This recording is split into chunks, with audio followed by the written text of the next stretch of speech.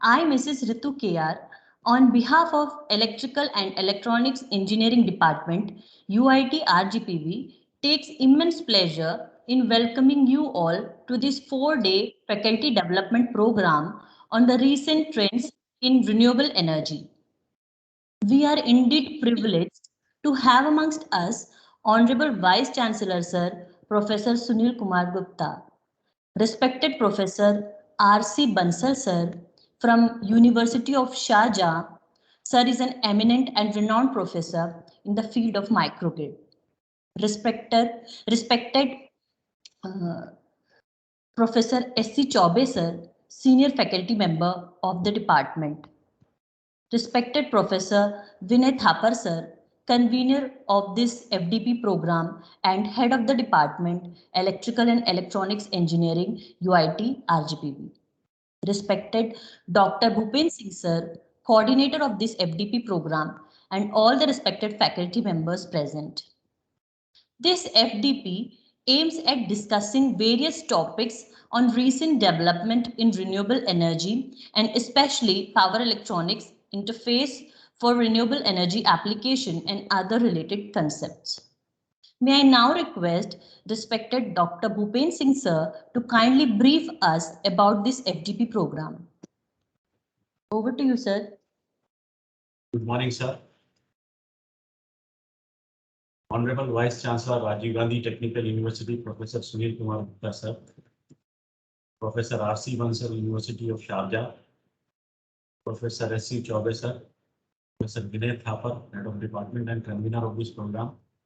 Dear participants and my colleagues. I hope my sound is audible, sir. Yes, sir. I take this opportunity to give a brief introduction about the faculty development program on recent trends in renewable energy.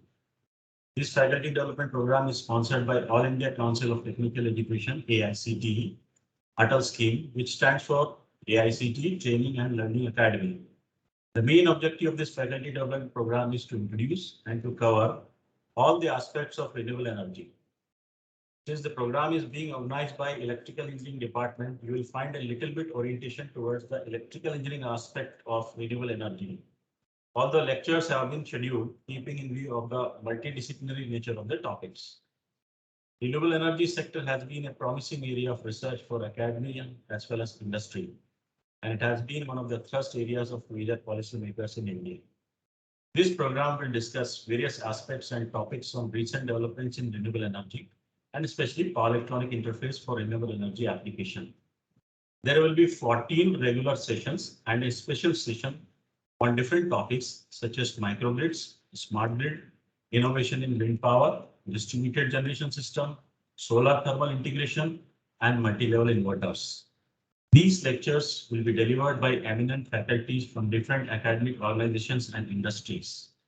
The list of dignitaries include Professor D.P. Kothari, IIT Delhi, Dr. Hani Wahedi, Chief Scientist, Osiaco Incorporation, and Associate Editor of IEEE Transactions on Industrial Electronics, Professor R.C. Bansal, University of Sharjah, Professor V.K. Sethi, ex-Vice Chancellor, IITDF University, Dr. S.R. Awasthi, Retired General Manager, BHEL Delhi, Dr. Sanjeev Dwivedi, Danfoss Power Electronics, Denmark, Dr. Shailen Jain, Director, SLIT Sandru, Professor Sushma Gupta, MANIT Bhopal, Professor Savita Vyas, School of Energy Technology, RDPV, Professor Sanjeev Singh, MANIT Bhopal, Professor Ujjwal Kala, MNIT Bhopal, and Dr. K.K. Gupta, Thapar Institute of Technology, Patiala.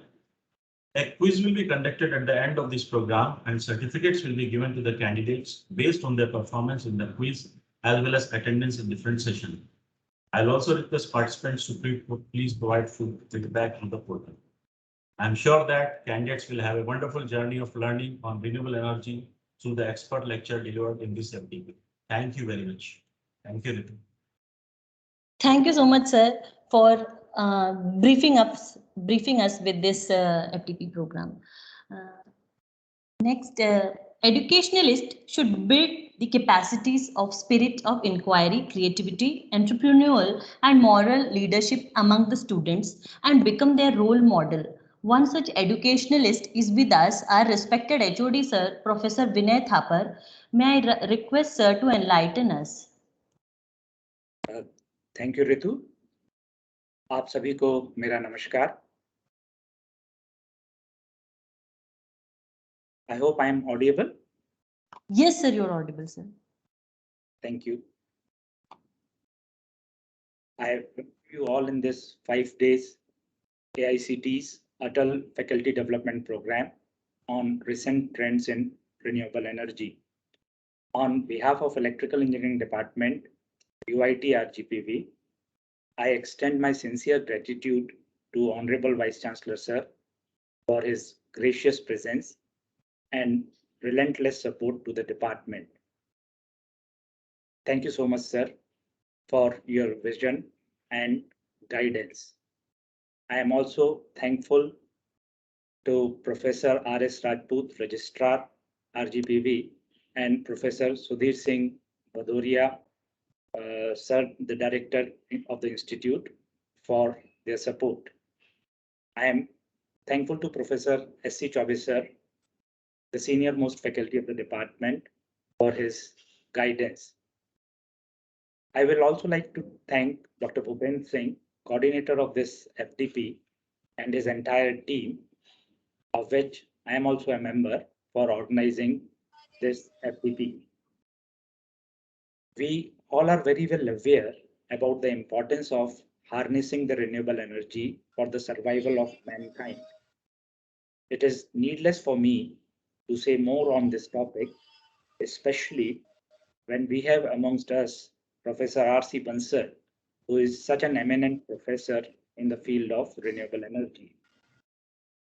I am pretty sure that all of us will be highly benefited by his expertise and experience and the deliberation of other eminent experts throughout this FDP. Before I conclude, I would like to remind the participants regarding the two requirements of the AICT. The first requirement is regarding the minimum attendance, and the second requirement is regarding scoring 60% of marks in the test, which will be conducted as the last session of the FDP. The test will be based on the questions provided by the experts related to their presentation. Certificates will be awarded only to those participants who will satisfy both these requirements. So I would request all the participants to be attentive and make full use of the experience and expertise of the experts. I wish all the participants a very happy learning. Thank you so much. Thank you, sir, for your knowledgeable words. Great personalities have brought impeccable transformation and amazing changes in the usual routines.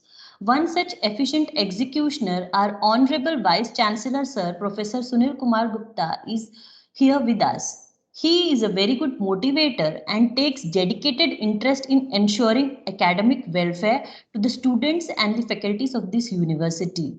Under his leadership, our university has overcome many challenges, and in future too, we shall continue with the uninterrupted development of the university under his flagship.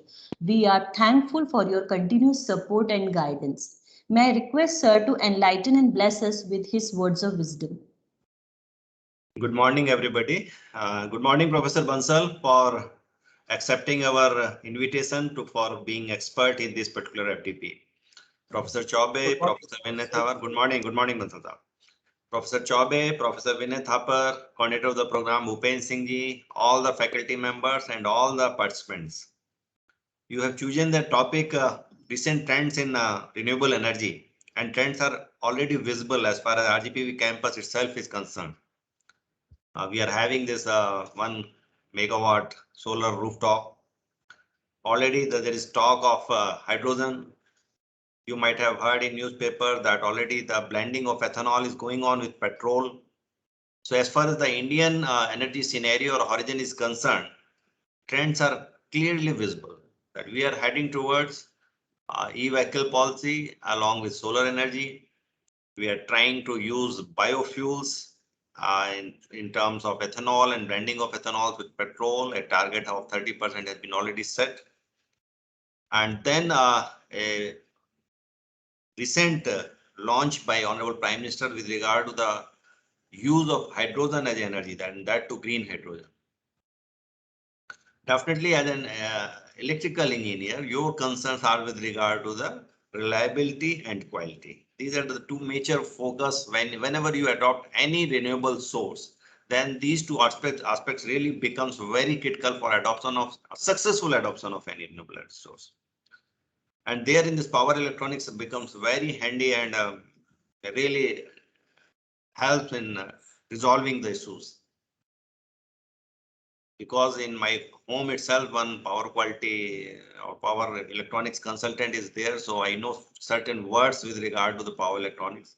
And I know for sure that converter, inverter, and various type of controllers are required. Whenever you prepare a smart grid and you try to integrate wind, solar, and other renewable source with the main source of energy.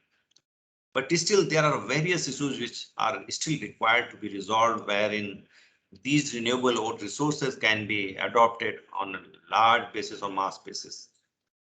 In particular, for solar energy, as you know, that availability of sun system is not for 24/7, and that's why the storage issues become very critical.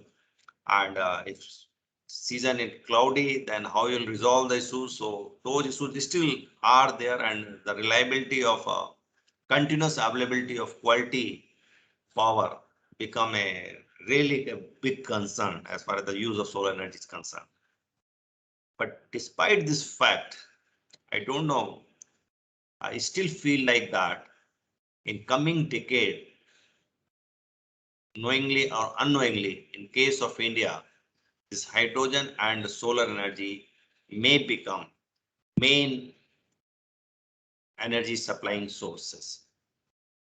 The reason may be, or the probability is quite high, that we will be getting some storage devices which are really efficient and can be used at very low cost instead of using batteries.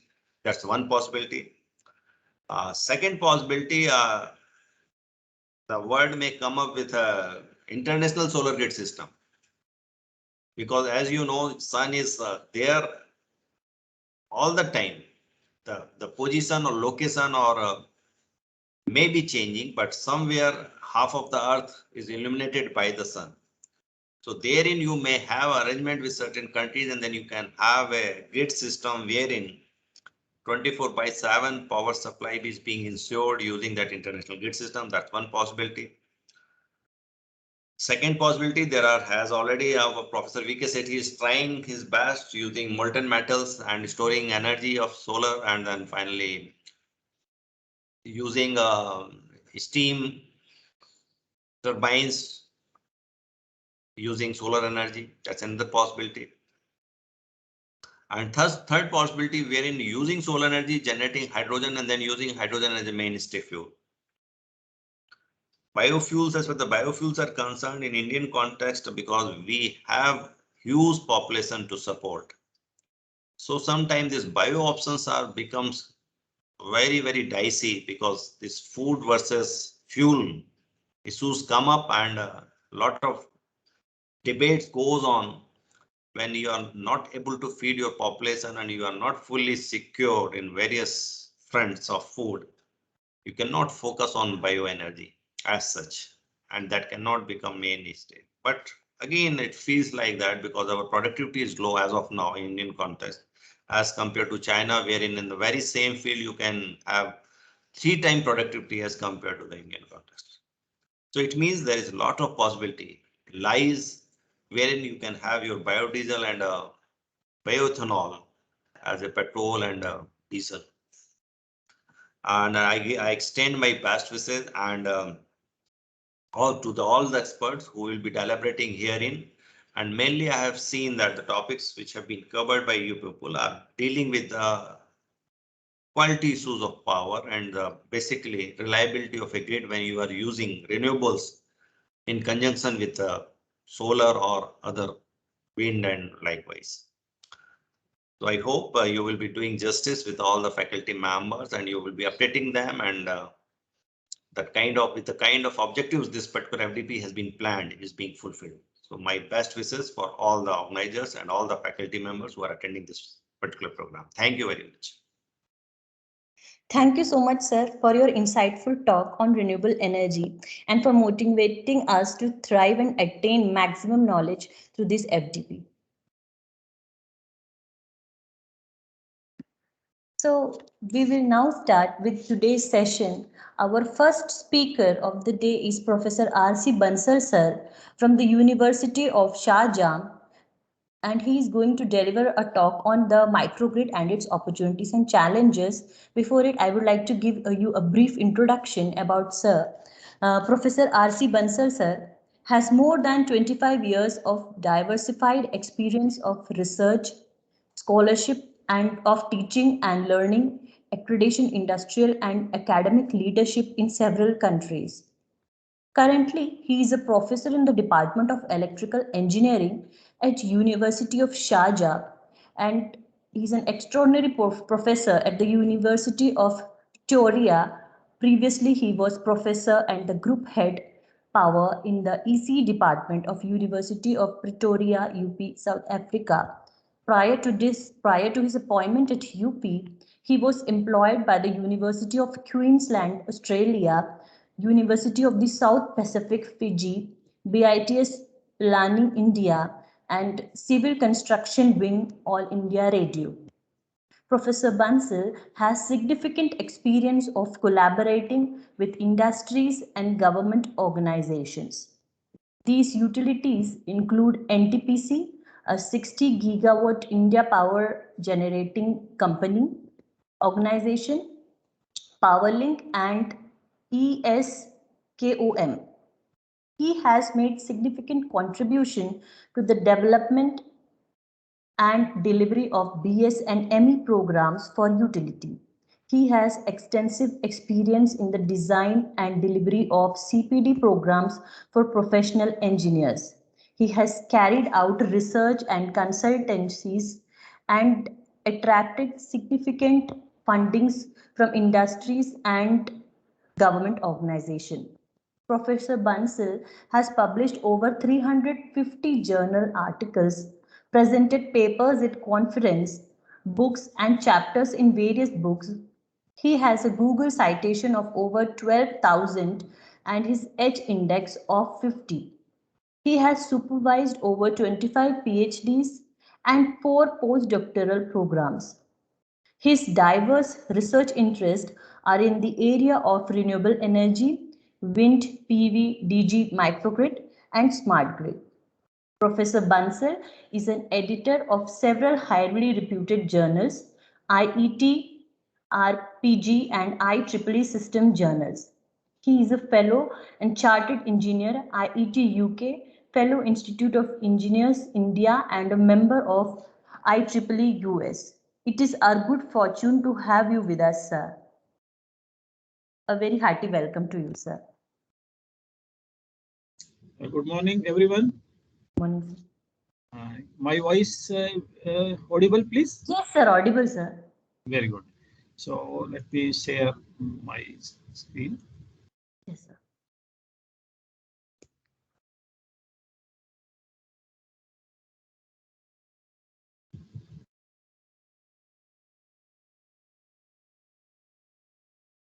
Yes, sir, visible. Namaskar. Good morning, everyone. Good morning, sir.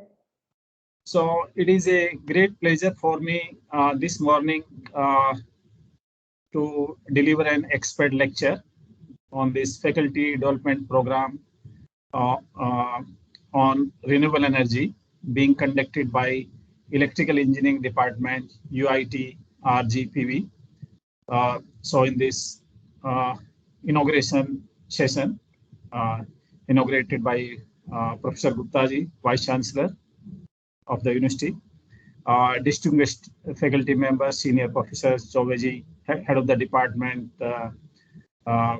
Dr. Vinay, Professor Vinay, other faculty members, coordinator, Dr. Bhupender Singh, Gupta ji, and several faculty members. So in fact, it is a great pleasure that this faculty development program on renewable energy is being organized, covering various aspects of renewable energy.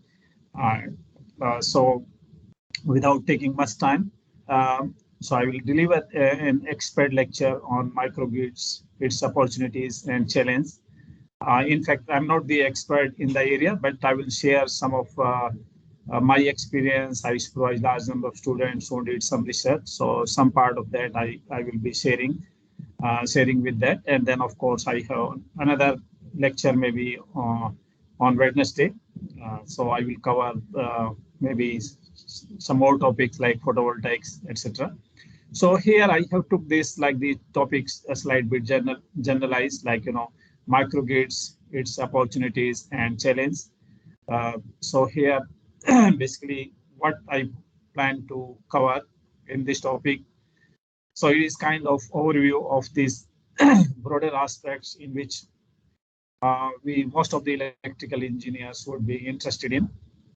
So we will see that what is the current trends for power generation, mainly through renewable distributed generation.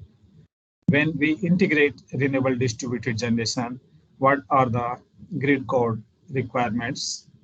And then I give some brief overview of this main distributed generation technology, wind photovoltaic systems. Of course, worldwide there is a trend for renewable power generation, but still significant amount of power is being generated through fossil fuel coal-based power plants. So how we can try to minimize the emissions, improve the efficiency. So I will share briefly about some of research experience, the research conducted by one of my PhD students, and briefly talk about these microgrids, smart grids, to conclude this presentation. So these current trends of the power generation, in past and still we are generating power through large scale fossil fuel based power plants, large hydro, nuclear. But the current trends worldwide is towards renewable distributed generation. So in fact, the power generation through large power plants, through fossil fuels, large hydro, nuclear. So they are no more economical in nature, as we see the current trends for the renewable distributed generation. Because these renewable distributed generation, these are generally close to the load centers, and we know as these are close to the load centers, so obviously distance becomes minimum, and the transmission and distribution losses are significantly reduced. Other key benefits what we have is being green technology, they offer a very positive impact on the environment. There can be large number of other technical benefits in terms of even improving of the quality, etc. However, when we install the distributed generation, so proper study has to be conducted that what will be the size and location of the distributed generation, so that we can extract the number of benefits from the distributed generation technology.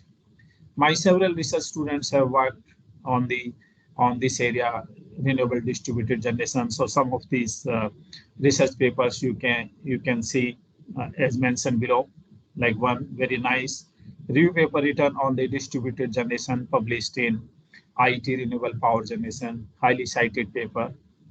Then how we can have the optimal sizing and location of the distributed generation. When we integrate distributed generation, how the losses can be minimized. So you can see some of the research papers mentioned here. So the current trends for power generation worldwide is to generate power close to the load centers through renewable distributed generation. It offers large number of technical challenges as well. Generally, these renewables like wind, photovoltaics, these are intermittent and fluctuating in nature, as Professor Gupta ji mentioned in the inauguration seminar, that we need to have some kind of storage technology. So these renewables, they offer some challenge. These are intermittent and fluctuating in nature. Even when we integrate, the traditional networks have not been designed keeping in view of these interconnections. So we may need to require constructing of additional transmission lines, develop the infrastructure for integration of renewable distributed generation. And as we know that when we are integrating distributed generation, power flow becomes bidirectional. So if for example, photovoltaic system is installed in distributed system, so photovoltaic can generate electricity to the consumer, but at the same time, consumer will be drawing the electricity from the grid. So power flow becomes bidirectional. So the major issue with this power flow becomes bidirectional is the issue with the protection scheme. The existing protection scheme may not work well because generally in past we had been using the protection scheme as the single direction delay. So with the integration of DG, that protection scheme may not work well. So we may need to modify the existing protection scheme to work the system very well. So these are a few of the challenges I highlighted. Now, briefly explaining about the distributed generation interconnection requirements. When we integrate the distributed generation to the grids, so there are several grid code requirements. There is one standard IEEE 1547, and several countries have developed their own grid code requirements. So some of the grid code requirements are in terms of fault ride-through capability, voltage and operating frequency limits, active power control in terms of set point, ramp rate, reserve frequency regulations, reactive power control, voltage control, other requirements in terms of power quality, protection, etc. So the distributed generation interconnection requirements have to be met by the independent power producers before this distributed generation can be connected with the grid. So just to briefly explain, like the voltage and frequency operating limits, you can see in the graph, two cases shown, the upper case shown for the country Denmark, integrating around 50 kilowatt wind system into the grid. The second case is for the China. So you can see that the voltage and frequency has to be maintained in the operating limits. So nominal frequency we can see generally in the range of 49 to 51 hertz. But if the frequency deviation takes place, frequency deviates on upper side or lower side. So system may not be in the normal stage, and we may need to bring the system back into the normal within the specified period of time.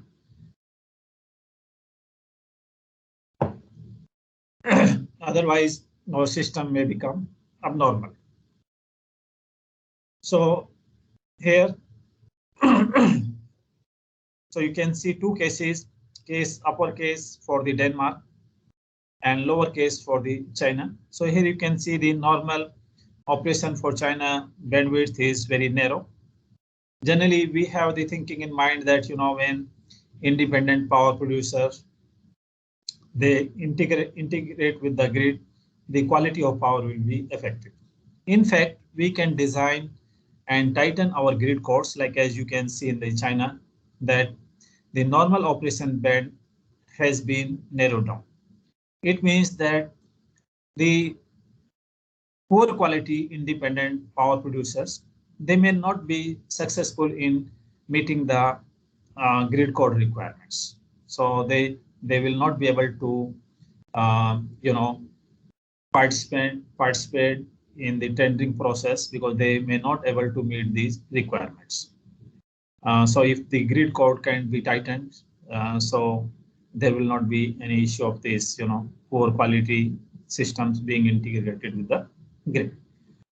So within the specified period of time, if there is deviation in the frequency or voltage, we have to bring the system back to the normal. If our control system is sluggish, then the system can become out of control. So here the role of control system is extremely important to maintain the power system operation in the normal operation. Fault right through capability, that what happens if fault occurs on power system network.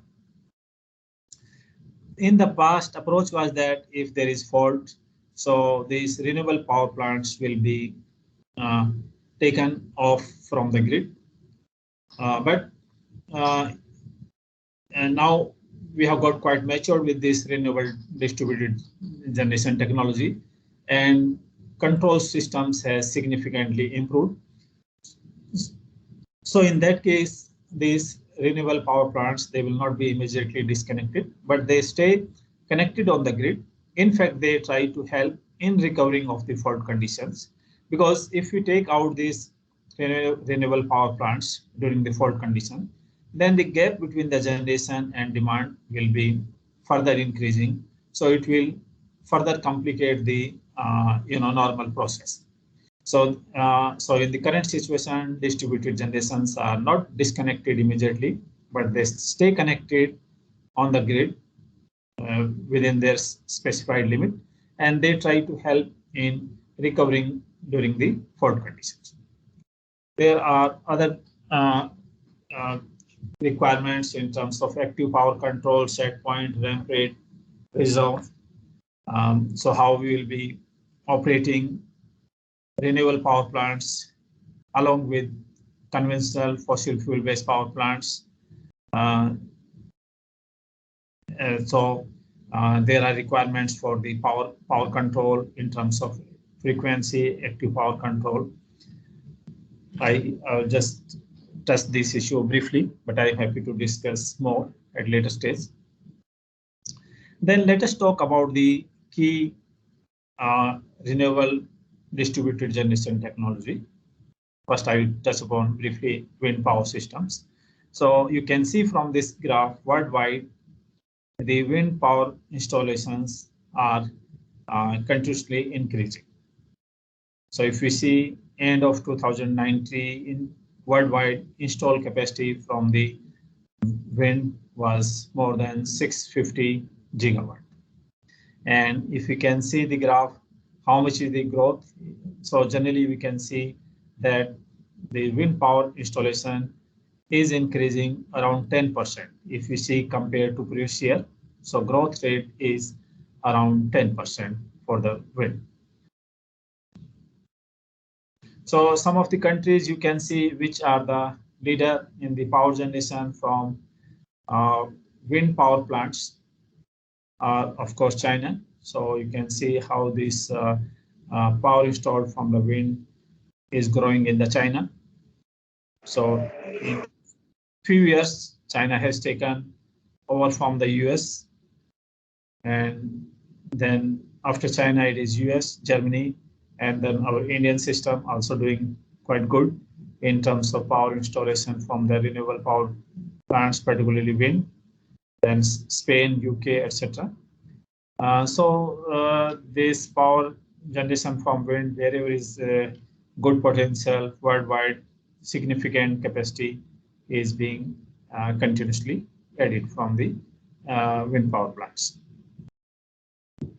Now, if want to see what we may have the future trends, say by 2050, for example. So different projections have been proposed by the researchers that what we may have this installed capacity from the wind by 2050, for example.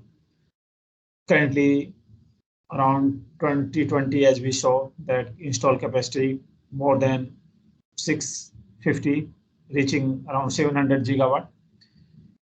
So by 2050, we may achieve say 6,000 megawatt, sorry, 6,000 gigawatt or 4,000 gigawatts, something in between that. So with respect of our current capacity, we may achieve 7 to 8 times what we have the current installed capacity. So there will be significant installation worldwide from the photovoltaic systems in the coming years. Now let us see the how the size of the wind turbine has been increasing. So you can see some of these wind turbines in the slides from the manufacturers: Mitsubishi, Siemens, General Electric, Vestas 7 megawatt wind turbine of the blade diameter 164 meter. You can see how big would be this wind turbine. If you see a football ground, so which will be 110 meters. So the blade diameter would be 1.5 times of the football ground. So you can see really how big would be the wind blades size. So why we are going and developing the larger and larger size of wind turbines? So you can see this very popular equation, as you will see in any paper on this wind. Power in the wind is given by half rho A VQ. So here power will be given by density. So density generally almost constant, slight bit varies with the temperature, pressure condition, etc. Then this power in the wind will depend upon blade area, which is pi by 4d square or pi r square. R is the radius of the blades or d is the diameter of the blades. So as we increase the diameter, what will be the effect on the power? If we increase the diameter by 2 times, for example, diameter increases from say 10 to 20. So how much will be the change in the power? So power will change square of the diameter. As we increase the diameter say from 10 to 20, power will change from 100 units to 400 units. So with the increase of their diameter by 2 times, power increase will be 4 times. So you can see there is great economy for going for the larger and larger size of wind turbine. Of course, the cost of the wind turbine will also increase as we increase the diameter. So the cost increase will be generally, as we increase the diameter 2 times, the cost will become double. However, power increases 4 times. So this motivates to go for larger and larger size of wind turbines. Another important factor is the wind velocity. So power will vary cube of the wind velocity. So slight bit increase in the wind velocity, it will have the significant increase in the power from the wind turbine. So sometimes we ask that in how many years we can recover the cost from the wind turbine. So it will depend upon where the wind turbine are installed. If it is in the good windy areas, so the cost can be recovered very promptly. But if the wind velocity is not good, then it can take the large number of years to recover the costs put into the wind turbines. So the role of the wind velocity is very important, like where we have this consistent good wind velocity. So obviously we would like to have these wind farms, large number of wind turbines in those locations. So this slide very important. You might have seen in several research paper as well. So as I have given the reference below, the increase in the wind turbines rating generators and increase in the generator ratings and their role of power electronics. So if we see the situation around 1980s, around that time, the power generation at commercial level started from the wind power plants.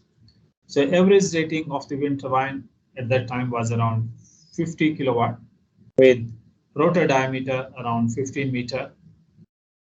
The generator technology mainly was the squirrel cage induction generators.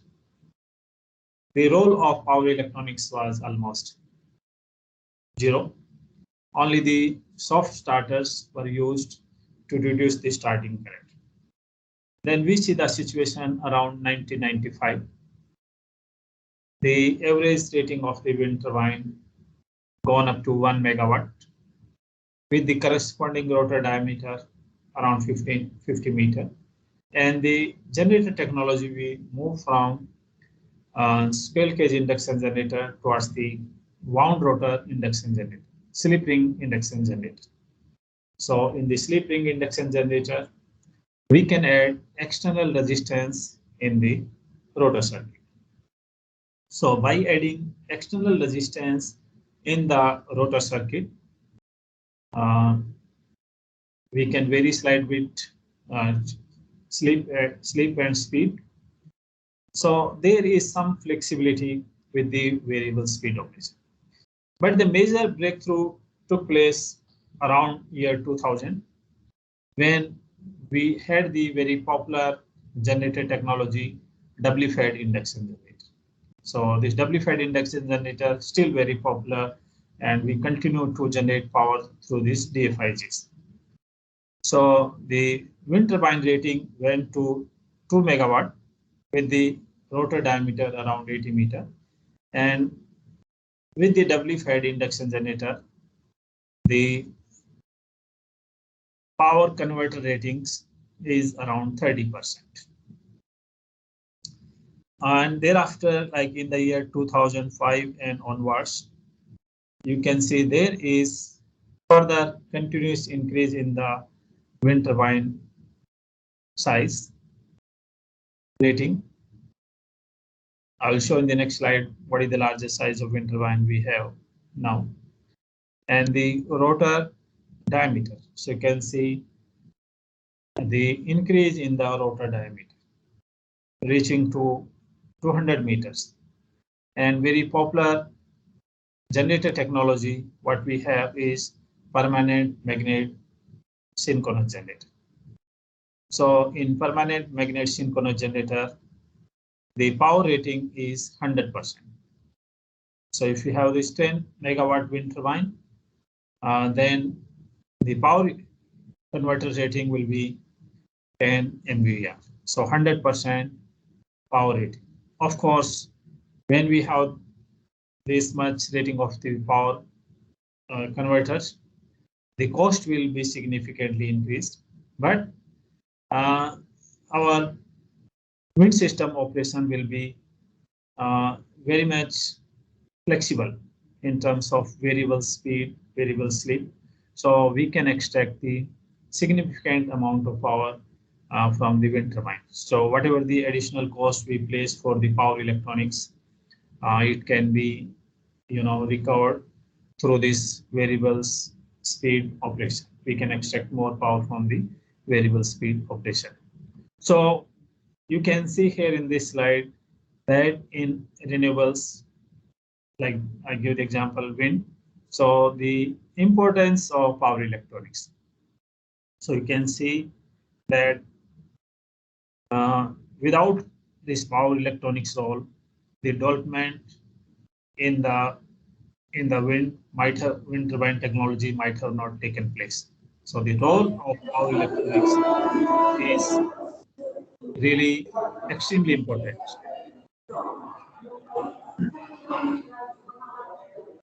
Very recently, Siemens Gamesa revealed world's largest size wind turbine last year.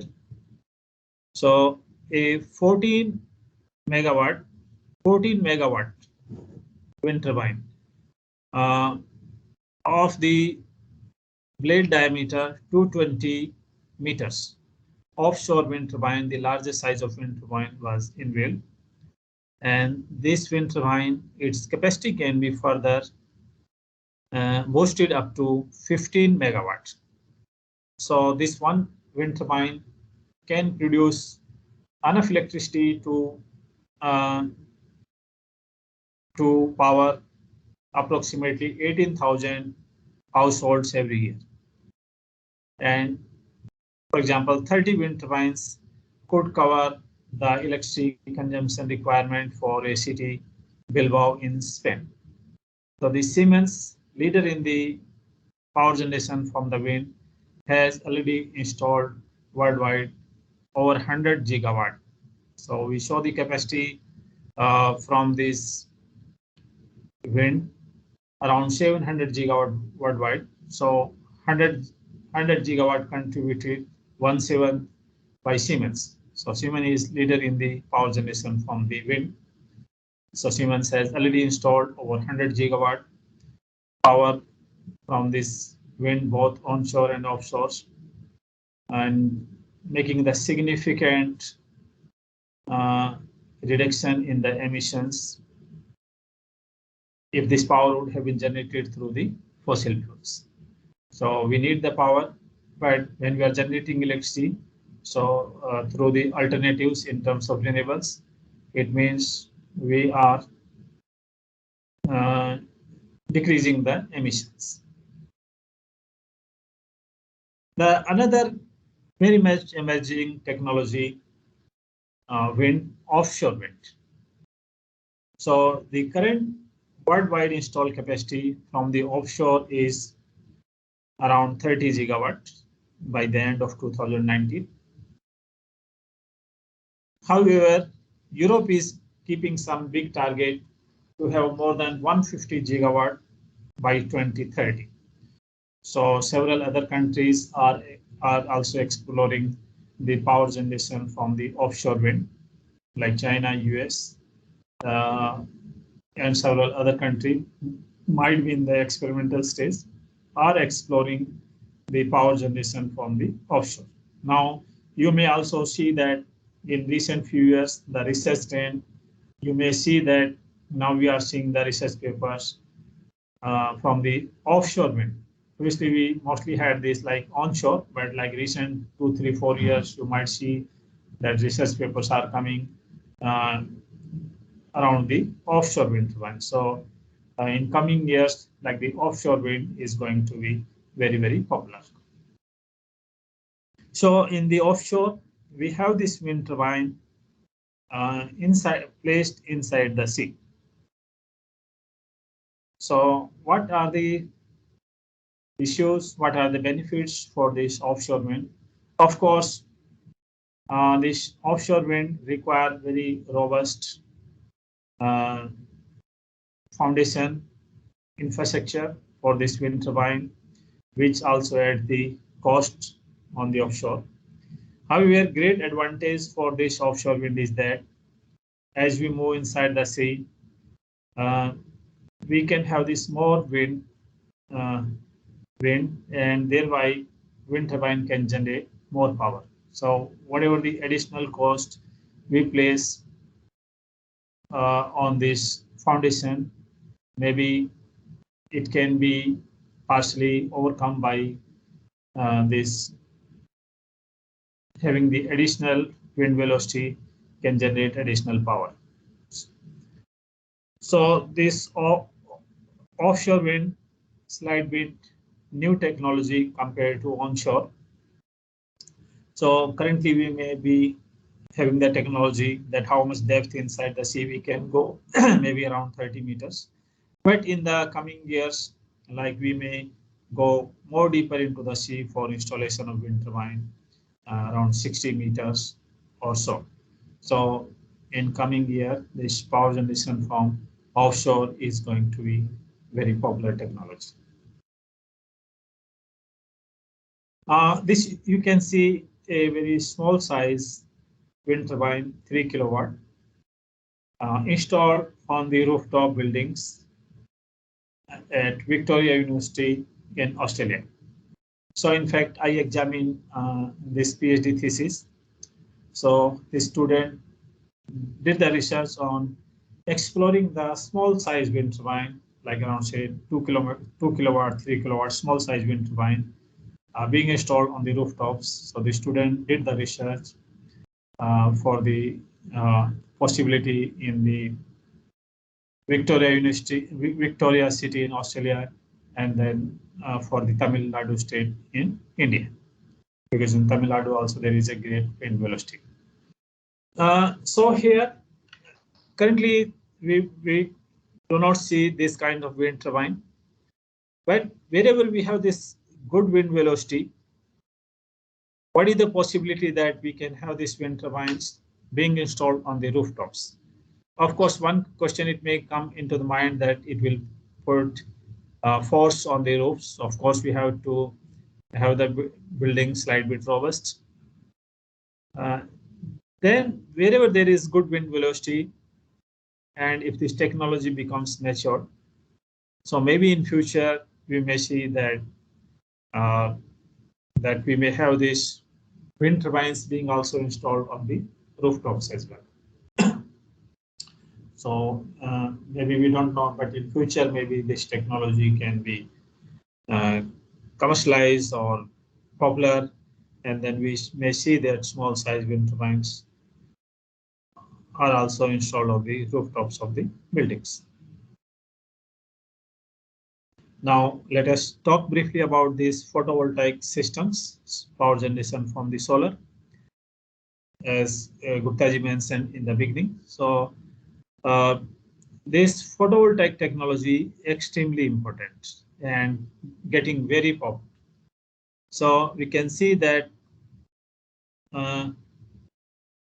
on an average, Earth's surface receives huge power from the sun of the order of 1.2 into 10 raised to power 8 gigawatt.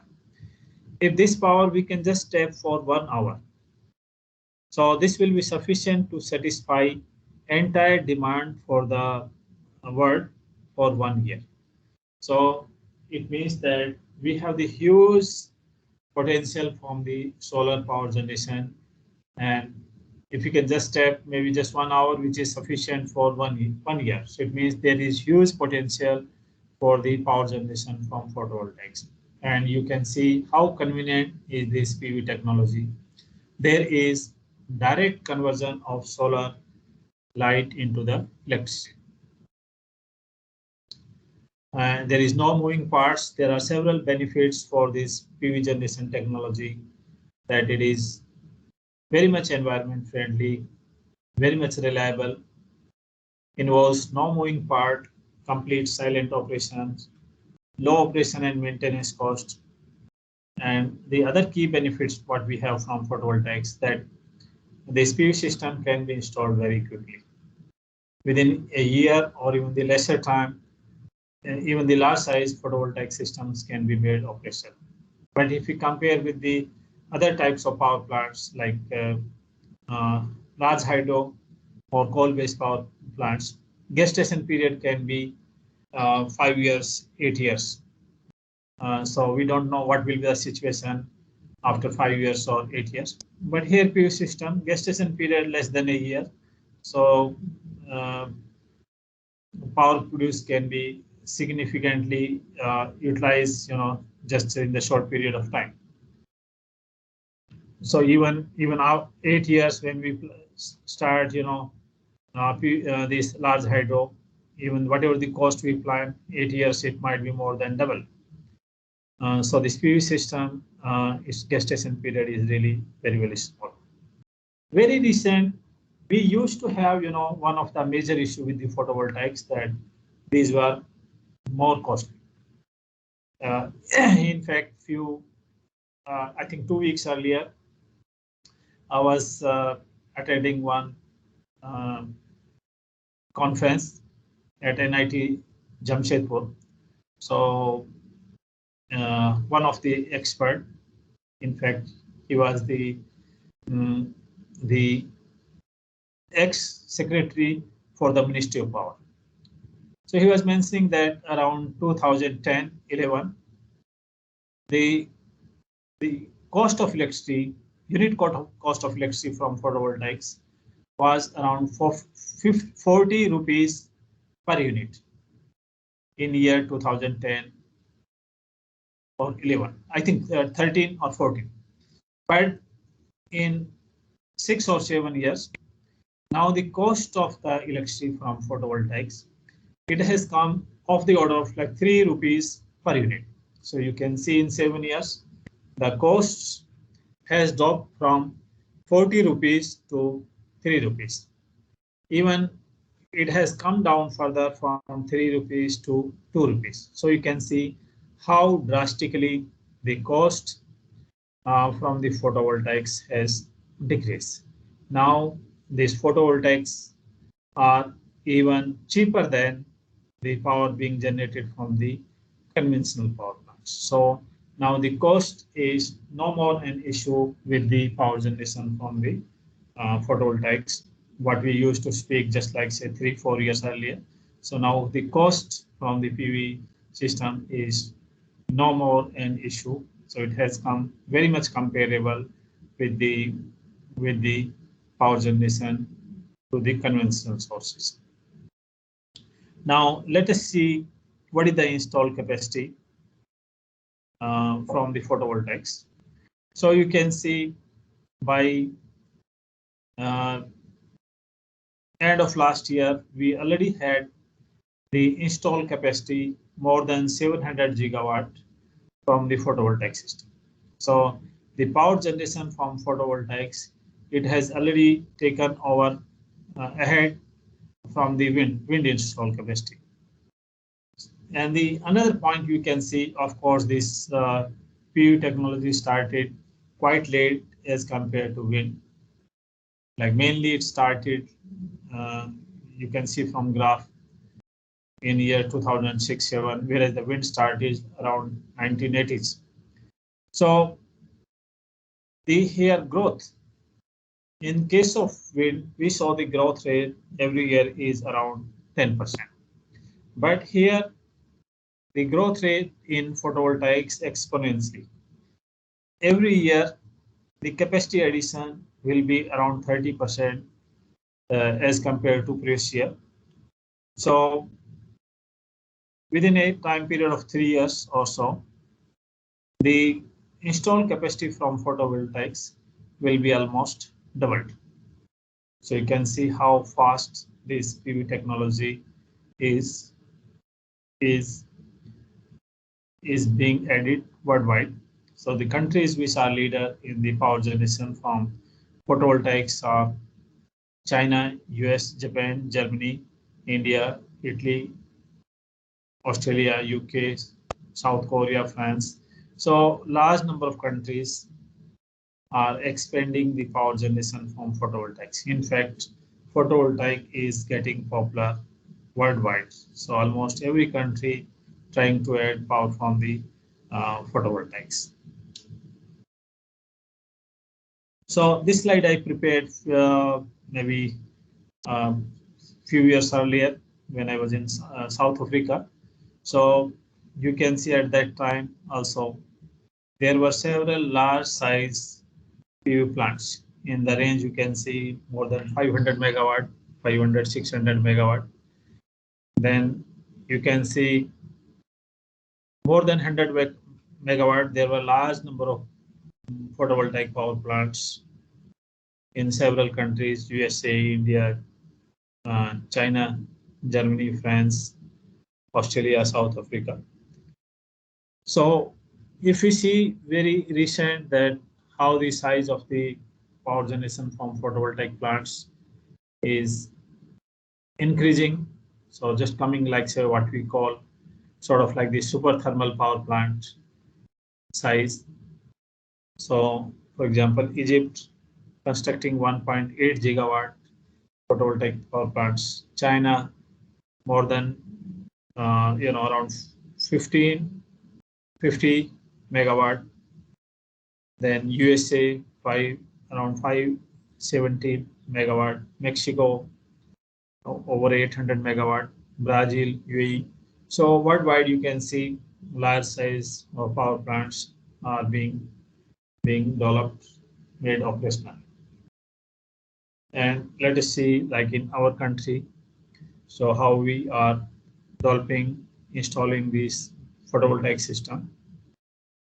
In 2019, we completed Hevegada Solar Park in Karnataka of the size over 2000 megawatt. So in that year, it used to be the largest size of the PV plant in the world, costing more than 14,000 crores of rupees.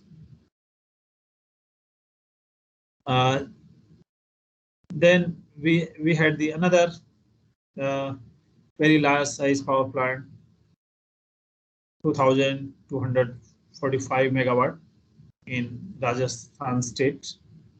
So we are coming up with very large size PV plants. Then another key point I want to mention that our power utility, National Thermal Power Corporation. In fact, when I was in BITS Planning, we developed the BS Power Engineering program for the NTPC employees. Almost all the engineers at that time who were the diploma engineers completed their 3 years degree program. And then this program was opened for several power utilities. So this NTPC plans to construct more than 32 gigawatt renewables by next 10 years. As we know that NTPC mainly in the business of power generation from coal and gas, but now they are diversifying their portfolio from the fossil fuels towards the renewables. They want to have their energy mix currently 96% from the fossil fuel. They want to have this energy mix to 70%, like means that 70% fossil fuel, adding 30% from the renewables. So NTPC is making the significant investment capacity addition towards the power generation from the photovoltaics. So we are doing really great in terms of photovoltaics and power system. So this is an example of the photovoltaic systems at the University of Queensland in Australia. I worked at University of Queensland, Australia during year 2008 to 2013. So I think around year 2012, 1.2 megawatt photovoltaic system was installed in the rooftops of the different buildings. Then the capacity was expanded more than 5 megawatt for these various campuses of the University of Queensland in 3 or 4 cities. So here you can see that through this website in real-time system, you can see how much is the power is being generated today. So you can see this graph in real time. You can find at this website several very interesting information that what type of PV technology is being used practically, what types of PV systems, what types of batteries, inverters, etc. So the PV system is fixed system or it is the and Excel tracking system. So you can find a lot of information related to their actual power plants, their operation experience. So you can find a lot of interesting information through this website. Now, when we are installing the photovoltaic systems, what kind of issues we come across? So this photovoltaic system can be very small size, the individual house, or it can be slightly larger size, being installed in the distribution systems like in the commercial building, university buildings, etc. Or it can be a large size power plant. I give you an example of the power plant in the Karnataka state. So this PV system can be small or large. So the technical issues will also be varying accordingly. When we talk about the power generation in the distribution system, so we talk about the issues like the issue of the moving clouds. But what about if you are talking about the large size power plants? So the large size of power plant, as you know, it will be spread over the large geographical area. So in that case, the issue of moving clouds, etc., will not be discussed. But how the large size of power plant will affect the overall stability of the system, because these PV systems, there is no moving parts. So how the stability of the power system will be affected with the integration of large size power plants. Then some other issues we might study with the photovoltaics integrations, power quality issue, role of power electronics, storage systems for photovoltaic system. Generally, we have this photovoltaic system large size. It is connected with the grid. Then question comes whether we have the storage system for PV system or not. So this is an example of PV system at University of Queensland, in which they have the storage system. So which way storage system can be beneficial? Because this PV system with storage system, it will not increase the reliability of the system, and even it can help the utility. For the utility, the challenge is to have the meeting the peak demand. You can see in the graph. So if with photovoltaic system, we have the storage system. So when we have the peak generation, peak demand during the midday, so when we have this maximum power generation from PV, and also there is storage system, so it can help the utility in maintaining the peak demand profile. So storage system can have these several benefits with the photovoltaic system. Now this is an example, very recent, at University of Queensland. So at University of Queensland, very recently, I think last year, so they developed 64 megawatt solar power plant. So for a university having such a big size photovoltaic system in the capacity of 64 megawatt is really great.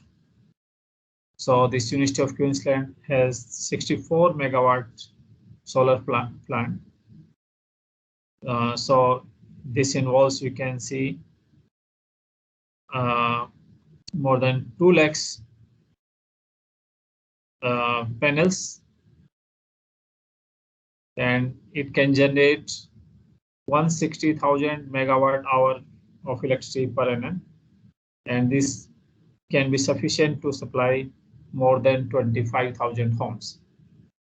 If you know these many power plant, this number of panels, if you place them in series, so it can have the length more than 300 kilometers.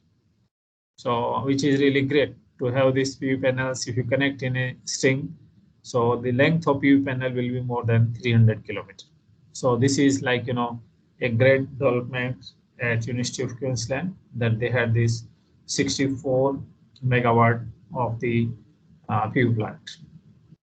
Now we talk about this key and emerging technology, wind, offshore wind, photovoltaic systems. Now let us talk slightly bit about the power generation from the fossil fuel coal-based power plants. What is the situation for the worldwide? So you can see from this graph that large number of big countries like USA, China, India, Australia, etc. So in fact, South Africa as well. So they have large amount of power generation from coal, around 50% or so. Of course, we are talking more about the renewables, but the situation is that, you know, still significant amount of power is being generated from the coal-based power plant, and the situation is not likely to change very soon, like in few years, because this power sector requires the huge investment, as we know, like, you know, more than crore for generation, transmission, distribution. So this is really very costly aspect. So the major issue what we have with this coal-based power plant is the pollution, CO2 production from the fossil fuel-based power plants, and we see the issues like the global warming and so many issues with the health of the vegetation, human being. So this is really a major issue worldwide, and worldwide people are looking for the alternatives of the power generation. That's why now worldwide we are talking about the power generation from the renewables. So this is the trend which we are already seeing worldwide.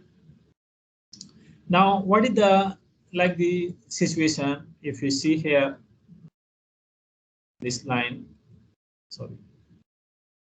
So we are in the year 2021. So you can see the different types of power generation: coal-based, black line, hydro, large hydro and nuclear, green, then gas power plant, red line, and then this renewables. So renewables worldwide is around 12%, 13%. Of course, large hydro is also renewables. If you add that, then of course the capacity can be more than 20% or so. So of course, now we are seeing the trend that the power generation from coal is decreasing, and the power generation from renewables is on the increasing stage. But you know, we want to really minimize the power generation from coal. You can see still we will keep on continue to generate power from the coal to meet the power generation requirements. So this is like really challenge. We know there is issue of the emissions and several issues, but still we don't have any alternative but to keep on continuing the power generation from the coal. So as we are aware that one of the major issue with the coal-based power plants is having its low efficiency. So you can see from the graph, generally the efficiency of coal-based power plant in the range of say around 28% to 44%. So some of the developed countries, their efficiency around 40%. And some of the countries or India or China, so their efficiency of the power plant really low.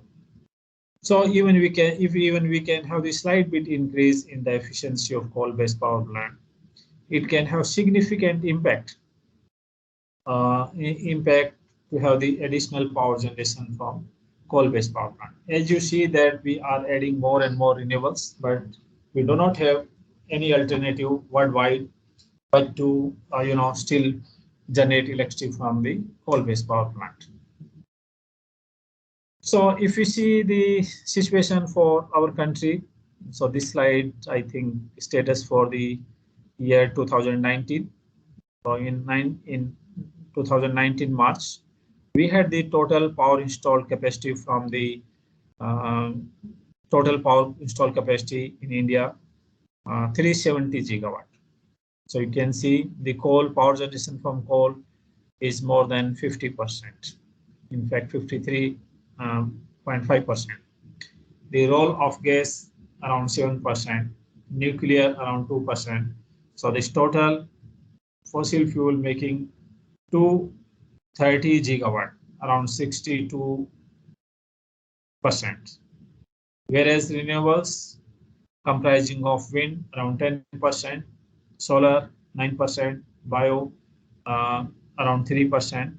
Even we have included the large hydro in the renewables. So total renewables, including large hydro, is 128 gigawatt, around 37.5. So still we are doing really great in terms of adding renewables. So current government putting their best efforts to have more and more renewables. But still we continue. We don't have much options to keep on continuing power generation from coal. But in coming years, the situation will definitely improve further. So what are some future trends, future plans? That Indian government plans to have around 450 gigawatt by 2030. Okay. So generally we keep that government plans are always delayed, but in terms of like photovoltaics, whatever projection was made, it was achieved before the target date. Okay. So we are sure that we may achieve this 450 gigawatt by 2030. So this government is putting their best efforts, and we are seeing the outcome results that a lot of renewable power plants are being added. So hopefully we may achieve this target. Okay, so this is one of the issue that I mentioned about the efficiency of the coal-based power plant, low efficiency, how we can improve the efficiency of coal-based power plant. If we have combined cycle plant, combined heat and power plant, we can improve the efficiency in the range of 60 to 65% if there is nearby some other industry. Or efficiency can also be improved if we have these high-tech power plants, supercritical power plants. One of the issue, in fact, research by one of my PhD student in Australia, that in coal-based power plant, when we are generating electricity, basically a kind of layer will be deposited on the water walls during the process of the steam production. And this slagging has to be clean regular intervals. Otherwise, there will be loss of heat conductivity as the thickness of this slagging increase. Even sometimes the plant may need to be stopped because of this slagging problem. So the student did the research, and I'm not going into the detail, that this is not the topic for discussion today. You can see as the layer of this thickness will increase, the heat conductivity will be badly affected. So in the below graphs on the left, you can see high level of slagging. Then on the right side below graph, you can see when there is low level of slagging. So you can see there is great conductivity of heat. So the basic idea here is to have this, that if we can tune the boilers in the real time, because the low efficiency and poor combustion process. If we can have the real-time simulation and real-time the learning technology which we can apply to these power plants, so that these boilers can be tuned in the real time, so that boilers can be trained and their efficiency can be improved, their emissions can be minimized. So maybe that can help in reducing slightly the emissions, improving the efficiency. So this research was published in this book as well, that how we can improve the efficiency, how we can reduce the emission from the coal-based power plants. So this source codes are freely available through this website. This research may not be applicable only to the coal-based power plant, but wherever we have the the boiler operations like in the sugar industry or paper industry, steel industry, this research can be applied. So in continuous with what we are talking about, this microgrid, which can be connected with the grid or which can be isolated as well. So when we are talking about these isolated system, hybrid systems, still there can be the locations, communities which do not have access to the grid supply. The remote locations, few houses, very remote, it is extremely difficult to have these transmission lines, power being supplied to the conventional power plants. So this could be due to several reasons, remoteness of the site, the cost issues, and so many other issues. So how this power is provided? Mainly through the diesel power plants. And this power through diesel is really extremely costly. It can be because of the cost of fuel, transportation cost, operation and maintenance cost. So and how many hours this power can be supplied through diesel? Not many hours. So if we can make use of some renewable energy sources which may be available close to these remote locations, could be wind, photovoltaics, biomass, micro hydro. If we can utilize these along with diesel, so this can help in developing the hybrid power system, which can supply power to the remote communities for extended hours, and the cost of the electricity can be brought down. So of course, with this hybrid power system, there will be some technical challenge, as we will see with the conventional power system, how we maintain the voltage, how we maintain the frequency. Here challenge will be more how we have the balance between the generation and demand. So we have the dump load to manage the generation and demand. We have the storage system to ensure the reliability of the systems.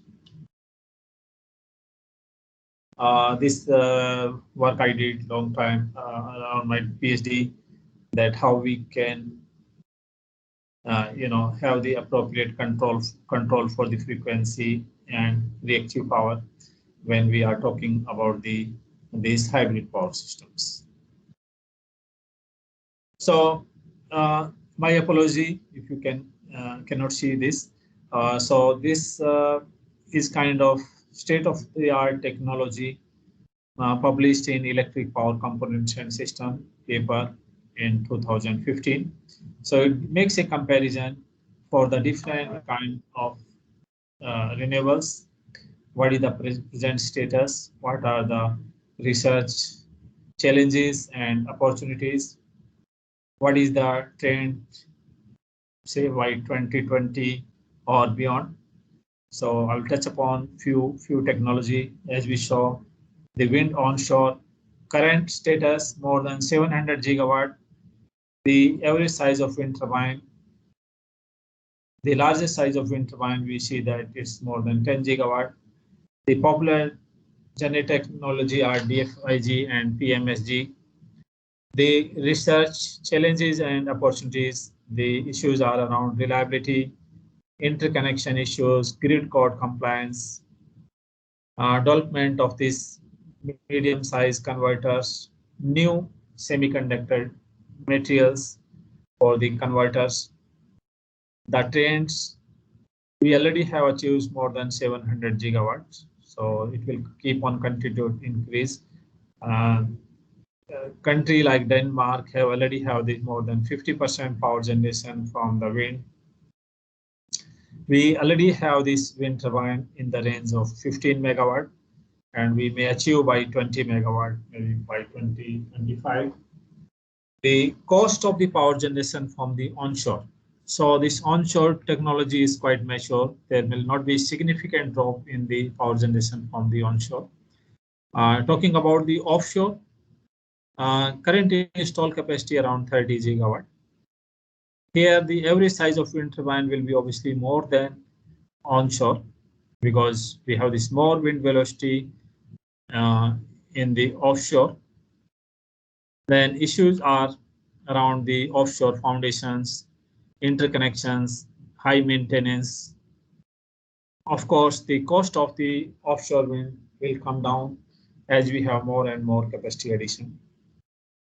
Talking about these photovoltaics, we already have more than 700 gigawatt from the photovoltaics. Now the issues and challenges are again reliability issues, low efficiency, storage system for photovoltaic systems, then low efficiency of photovoltaics, how we can have this better materials to have this more and improved efficiency of the photovoltaic systems. The trends, develop the micro inverters for the small size photovoltaic system, how we can have this extended life of these photovoltaic systems, including the PV system components, inverters, etc. Then there are some other technologies like the photovoltaics, like CSP, some other technology, waves, fuel cells, etc. So these are, generally in the experimental stage or in the low size, low capacity. Then of course the battery, very important technology, significant developments are taking place in the battery technology, and a lot of developments taking place around the battery technology. Batteries are very much essential in the renewables when we are talking about the wind, PV, microgrid. Even the batteries are being developed in the capacity of megawatts. So very large size batteries are being developed. And the role of this hydrogen for storage, as Professor Gupta ji mentioned, is very important. We are looking for some other technology, like say what we are looking forward is smart grid. So smart grid is not the complete replacement of the existing grid. As I mentioned, that we need to have this both types of generations. From the central fossil fuel we still need, but we need to add more and more renewables. Electric vehicles likely to come. Delhi government already announced their plans. Energy storage very important, having role. Phasor measurement units for maintaining the health of this grid. The role of smart meter extremely important when we are talking about the power system, particularly the distribution system, how we can use the IT to optimize the capital assets. So here if you compare the traditional grid with respect of smart grid, so in smart grid, we need to have both centralized plus distributed generation through renewables. Then electric vehicles are likely to come in future. So how we take care for these electric vehicles for power charging. Power flow will become obviously bidirectional, and in smart grid there is two-way communication both from the consumer and the utilities. We have to move towards the digital or microprocessor-based metering. The smart grid can be self-filled, self-monitored, but at the end, how the customer gets benefited, whether we have traditional grid or the smart grid. So in smart grid, it is expected to have that customer have choices. So there is no more monopoly from the utility. This is already taking place in the developed countries, like I was in Australia. So if the consumer is unhappy with the utility, so they can switch over to the another utility even on the phone. So consumer get the competitive electricity prices, the cost is less, the quality of supply is better. So there are large number of benefits. So if you see the subsystems of the smart grid infrastructure in terms of conventional generation, transmission, and distribution, then of course we have this renewable power plants, microgrids, grid to vehicles, vehicles to grid, information in terms through the smart meters, sensors, measurement units, then communication system, wireless or fiber optics, how we manage this grid through this management objectives. Objective could be how we manage the demand profile, how we minimize the losses, how we can reduce the emission, what tools and techniques used, programming techniques, machine learning, and then how this grid, smart grid will be maintained, protective through this, improving the reliability, avoid this failure. Security and privacy of the data is extremely important when we are talking about the smart grid, because the utility will have a lot of information through smart meters for the consumer behavior. So ensuring the security and privacy of the data is extremely important. So we are just end of the presentation as we are running out of time. These are some of my recent books. Of course, several researchers contributed towards these books. So when we talk about these protection aspects in smart grid environment, power system protection, which can be adopted as a textbook as well. The distributed generation technology. You are going to cover this power electronics. So this book as a textbook. So developed by the Dr. Behera from IIT Patna, then my other colleagues from India on power electronics drives and some advanced applications. So this is another very recent book talking about the handbook of the renewable energy technology. So without taking much time, I would like to thank you all for inviting me for this keynote, and I am delighted to take some questions. Thank you very much for this wonderful faculty development program. My best wishes for the successful completion of this program, and I look forward to have some questions. Thank you very much. Thank you very much, sir, for this very informative lecture. Now I would request participants if they have any questions to ask to Professor Bansal. Participants, please, any questions?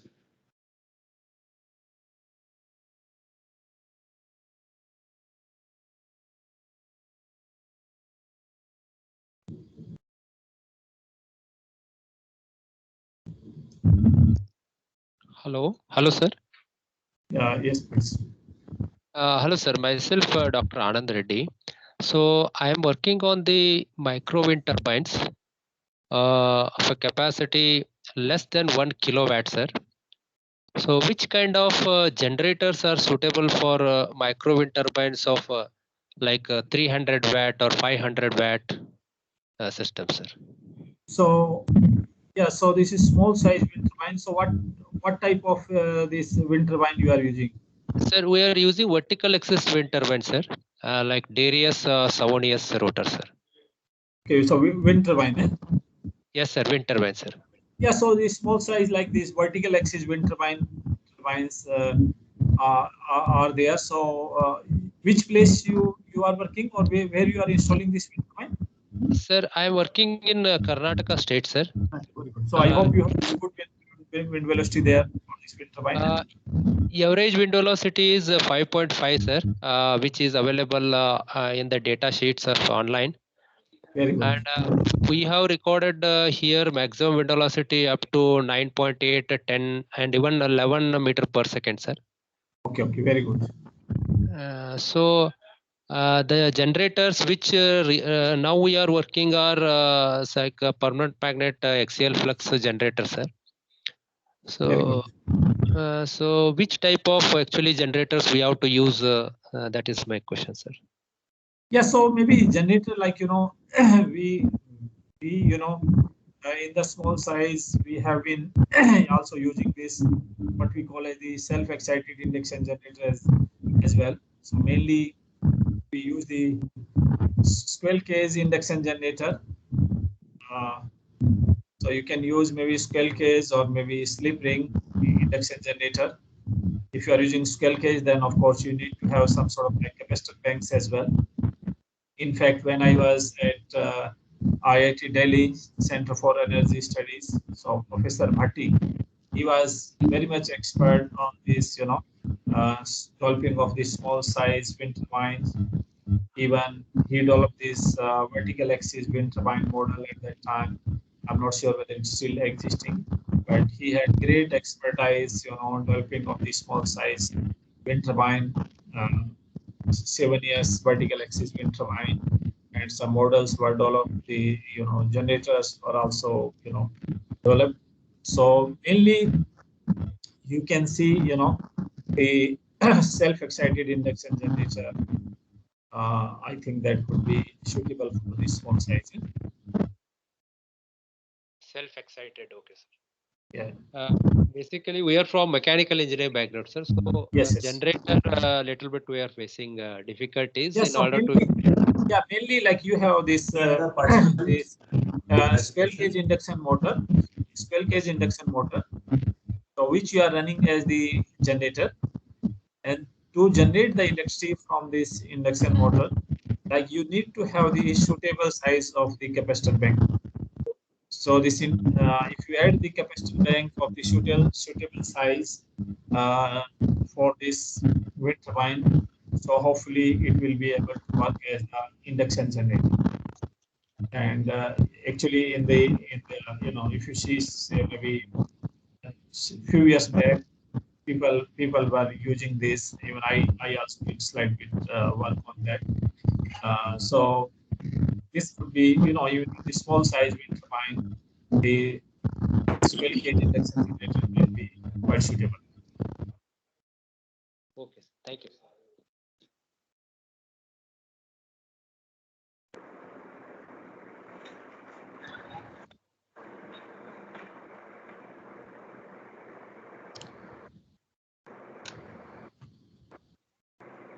Do we have any other questions from participants?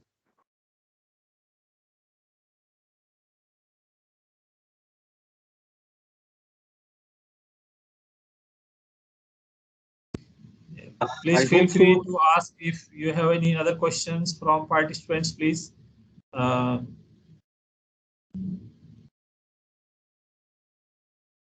Dear participants, do you have some queries to Professor Bansal? Or should I formally? Even no queries, you can contact me later as well. I have the another session on Wednesday as well. So my contact details are there. My Google citations are available. So you can contact me at later stage as well. Or I have the presentation on Wednesday as well.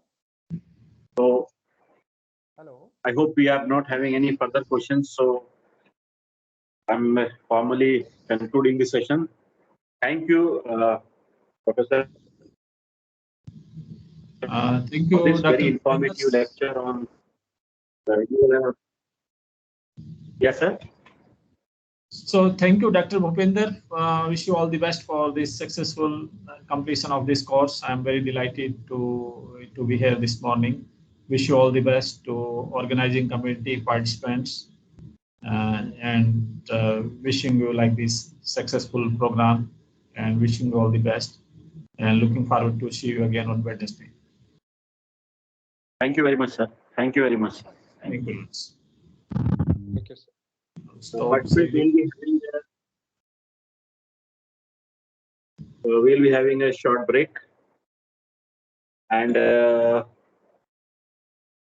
after that we'll be having a next session in which Professor Shailen Jain sir will be giving his lecture on hydrogen fuel cell, and we will be sharing the link of these lectures on our department YouTube channel as well as the portal. So please join the next session at the scheduled time. I hope attendance is very important, so please mind that your attendance will be important for your certificate. Please. Thank you very much. So I will see you soon in the next session. Thank you.